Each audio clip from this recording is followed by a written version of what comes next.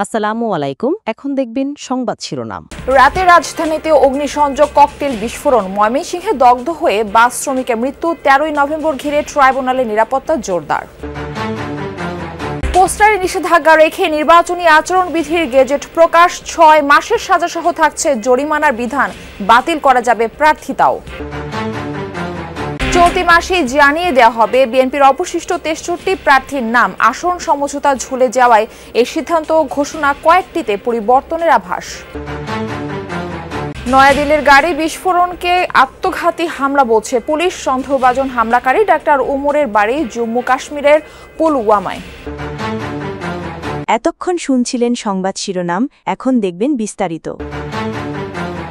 13ই November Sheikh হাসিনার মামলার রায়ের দিন নির্ধারণ ঘিরে সম্ভাব্য নাশকতা এড়াতে আন্তর্জাতিক অপরাধ ট্রাইব্যুনাল জাতীয় ঈদগাহ মাঠে নিরাপত্তা জোরদার করেছে আইন শৃঙ্খলা বাহিনী। মঙ্গলবার সকাল থেকেই ট্রাইব্যুনাল ও ঈদগাহ মাঠে প্রবেশ মুখে কঠোর অবস্থানে থাকতে দেখা যায় আইন শৃঙ্খলা বাহিনীকে। এর আগে সোমবার supreme court, tribunal, attorney general কার্যালয়, বার ভবনের নিরাপত্তার স্বার্থে জাতীয় ঈদগাহ মাঠে বহিরাগতদের প্রবেশে নিষেধাজ্ঞা দেয় সুপ্রিম কোর্ট প্রশাসন। পুলিশ বলছে, শেখ হাসিনার মামলার রায় ঘিরে গেল কয়েকদিন ধরেই রাজধানীতে নাশকতা ছড়াচ্ছে আওয়ামী লীগের নেতাকর্মীরা। 13ই নভেম্বর ডাকা হয়েছে হরতালও। আগামী 13ই নভেম্বর মানবতা বিরোধী অপরাধের অভিযোগে সাবেক প্রধানমন্ত্রী শেখ হাসিনার বিরুদ্ধে রায়ের তারিখ নির্ধারণ করা হবে আন্তর্জাতিক অপরাধ ট্রাইব্যুনালে। এই দিনটি ঘিরে মূলত আন্তর্জাতিক অপরাধ ট্রাইব্যুনাল, পাশাপাশি সুপ্রিম কোর্ট, বার কাউন্সিল, এইখানে বার ভবন এবং অ্যাটর্নি জেনারেল যে কার্যালয় রয়েছে সেখানে নিরাপত্তা জোরদার করা হয়েছে। আমরা দেখছি যে আজকে সকাল থেকেই এই সুপ্রিম কোর্ট প্রাঙ্গণে পুলিশের নিরাপত্তার সংখ্যাটা বেড়েছে। এখানে আন্তর্জাতিক অপরাধ ট্রাইব্যুনালের গেটের সামনে প্রধান যে ফটক রয়েছে সেখানে নিরাপত্তা জোরদার করা হয়েছে। যারা প্রবেশ করছেন তাদেরকে চেকিং করা হচ্ছে, আইডি কার্ড যাদের রয়েছে তাদেরকে ঢুকতে দেওয়া হচ্ছে। পাশাপাশি জাতীয় ঈদগাহ মাঠে সেখানে বহিরাগত যারা রয়েছেন তাদেরকে প্রবেশ করতে নিষেধাজ্ঞা জারি করেছিল গতকালকে। আমরা দেখেছি যে সুপ্রিম কোর্ট প্রশাসন এবং আজকে সকাল থেকে নিরাপত্তার যেই জোরদার ব্যবস্থা সেটি বাড়িয়েছে। এখানে বলা হয়েছে যে গতকালকে আমরা দেখেছি সুপ্রিম কোর্ট প্রশাসন থেকে বলা হয়েছে যে দেশের সর্বোচ্চ আদালতে কয়েক লাখ গুরুত্বপূর্ণ মামলার যে নথিপত্র সেটি রয়েছে, যার কারণে এই জায়গাতে 13ই নভেম্বর ঘিরে যাতে কোনো নাশকতা তৈরি না হয় বা নাশকতার কোনো ছক আঁকতে না পারে, সেই কারণে তারা আইন শৃঙ্খলা রক্ষাকারী বাহিনীকে নির্দেশ দিয়েছিলেন যে যেভাবেই হোক এখানে এই নিরাপত্তা জোরদার করা হবে। পাশাপাশি আমরা এই যে আন্তর্জাতিক অপরাধ ট্রাইব্যুনালে আগামী 13ই নভেম্বর শেখ হাসিনার মামলার তারিখ নির্ধারণ হবে, রায় কবে হবে সেটি জানা যাবে। এই নিয়ে কিন্তু রাজধানীতে উত্তাপ তৈরি হয়েছে। সেখানে আওয়ামী লীগের নেতাকর্মীরা বিভিন্ন জায়গায় এই নাশকতা করছে, সেখানে এই বিষয়গুলো উল্লেখ করা হয়েছে বিজ্ঞপ্তিতে। তবে আজকের সার্বিক পরিস্থিতি বলা যায় যে অনেকটা নিরাপদ রয়েছে এই সুপ্রিম কোর্ট প্রাঙ্গণে। ময়মনসিংহে গতরাতে একটি বাসে অগ্নিসংযোগ করেছে দুর্বৃত্তরা। এতে দগ্ধ হয়ে একজনের মৃত্যু হয়েছে, আহত হয়েছেন 2 জন। পুলিশ জানায়, গতরাত 3:15টার দিকে ফুলবাড়িয়া বাজারে দাঁড়িয়ে থাকা আলম এশিয়ার একটি বাসে আগুন দেয় দুর্বৃত্তরা। খবর পেয়ে ফায়ার সার্ভিসের একটি ইউনিট ঘটনাস্থলে পৌঁছে আগুন নেভায়। এ সময় বাসের ভিতর থেকে একজনের ঝলসে যাওয়া মরদেহ উদ্ধার করে ফায়ার সার্ভিসের সদস্যরা। নিহত জুলহাস একজন পরিবহন শ্রমিক। আগুন দেওয়ার কারণ অনুসন্ধান ও অপরাধীদের ধরতে কাজ করছে পুলিশ। আমাকে ময়মনসিংহ জেলা পুলিশ থেকে জানানো হয়েছে যে ব্যক্তি মারা গিয়েছেন ধারণা করছে তিনি পরিবহন শ্রমিক জুলহাস এবং সে আলম এশিয়া পরিবহনে কাজ করেন। এখানে যে বিষয়টি হয়েছে যে এই আলম এশিয়া পরিবহনটি ঢাকা থেকে ফুলবাড়িয়া সড়কে চলাচল করে এবং ঢাকা থেকে গতকাল রওনা হয়ে যখন ফুলবাড়িয়ায় পৌঁছায় বাসটি তখন রাত 2টো বাজে।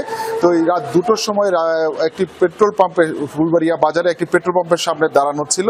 সোমবার সন্ধ্যার দিকে রাজধানীর ধানমন্ডিতে ল্যাবিড হাসপাতালের সামনে একটি বাসে অগ্নিকাণ্ডের ঘটনা ঘটেছে। রাত 1:30টার দিকে যাত্রাবাড়িতে একটি বাসে আগুন দেয় দুর্বৃত্তরা।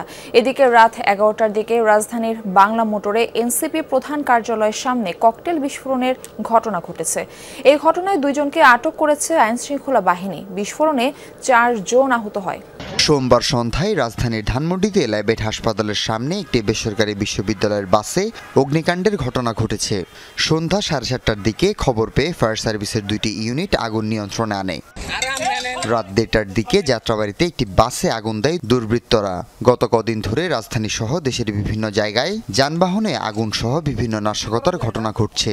এসব বিবেচনায় নিয়ে তদন্ত করছে পুলিশ। এদিকে রাত 11টার দিকে জাতীয় নাগরিক পার্টি এনসিপির প্রধান কার্যালয়ের সামনে 2টি ককটেল বিস্ফোরণের ঘটনা ঘটেছে। এতে 4 জন আহত হয়। পালানোর সময় 2 জন সন্দেহভাজনকে ধরেছে এনসিপি নেতাকর্মীরা। সংসদ নির্বাচনের প্রচারণায় পোস্টারে নিষেধাজ্ঞা রেখে দল ও প্রার্থীর আচরণবিধির গেজেট প্রকাশ করেছে ইসি।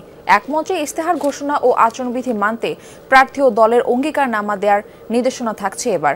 সোমবার রাতে ত্রয়োদশ জাতীয় নির্বাচনকে সামনে রেখে রাজনৈতিক দল ও প্রার্থীর আচরণ বিধিমালা 2025 জারি করেছে নির্বাচন কমিশন। সোশ্যাল মিডিয়ায় ভোটের প্রচারে কড়াকড়ি আরোপ, অসৎ উদ্দেশ্যে এআই ব্যবহারে মানা, পোস্টার ও ড্রোন ব্যবহারে নিষেধাজ্ঞা সহ আসন প্রতি 20টির বেশি বিলবোর্ডে নিষেধাজ্ঞা থাকছে বিধিতে। আচরণবিধি লঙ্ঘনের সর্বোচ্চ 6 মাসের কারাদণ্ড ও 1.5 লাখ টাকা জরিমানা এবং দলের জন্য 1.5 লাখ টাকা অর্থদণ্ডের বিধান রাখা হয়েছে। প্রয়োজনে তদন্ত সাপেক্ষে প্রার্থিতা বাতিলের ক্ষমতাও রয়েছে ইসির।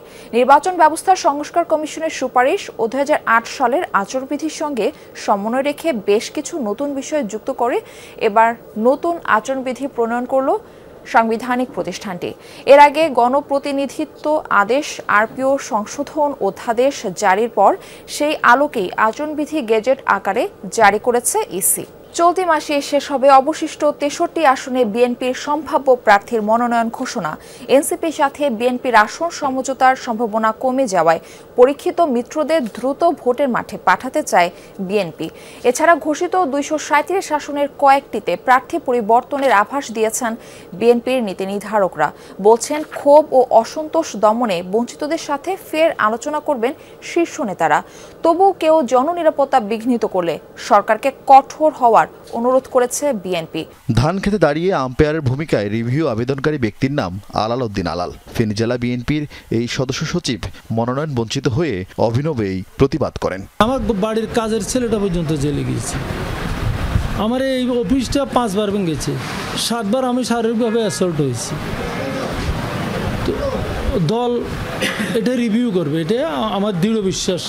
যদিও এমন বুদ্ধিদীপ্ত প্রতিবাদ দেখা যায়নি আর কোথাও, বরং হামলা বিক্ষোভে গত কয়েকদিন উত্তপ্ত অন্তত 10টি জেলা। কিন্তু কেন এমন ক্ষুব্ধ প্রতিক্রিয়া? বিএনপি প্রতিষ্ঠা করেছে, তাকে নমিনেশন না দিয়ে যদি অন্য কাউকে নমিনেশন দেয় তাহলে তো এলাকার লোক ক্ষুব্ধ হবেই। পরিচিত লোক না পালি নতুন লোক পালি তো বিপদ হবে। দিল্লিতে আত্মঘাতী গাড়ি বিস্ফোরণের ঘটনায় সন্দেহভাজনের ছবি ও পরিচয় প্রকাশ করা হয়েছে। তিনি জম্মু কাশ্মীরের পুলওয়ামার বাসিন্দা ডাক্তার ওমর মোহাম্মদ।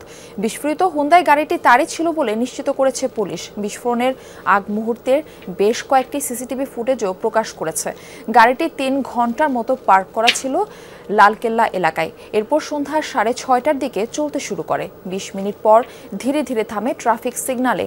কিছুক্ষণের মধ্যে বিস্ফোরিত হয় বিকট শব্দে। পুরো সময় গাড়িটিতে অবস্থান করছিলেন সন্দেহভাজন ওই চিকিৎসক। বিস্ফোরণের তীব্র দাহ্য অ্যামোনিয়াম নাইট্রেট জ্বালানি ব্যবহার করা হয়েছিল বলে জানিয়েছে সংশ্লিষ্ট সূত্রগুলো। ঘটনাস্থল থেকে সংগ্রহ করা হয়েছে আলামত।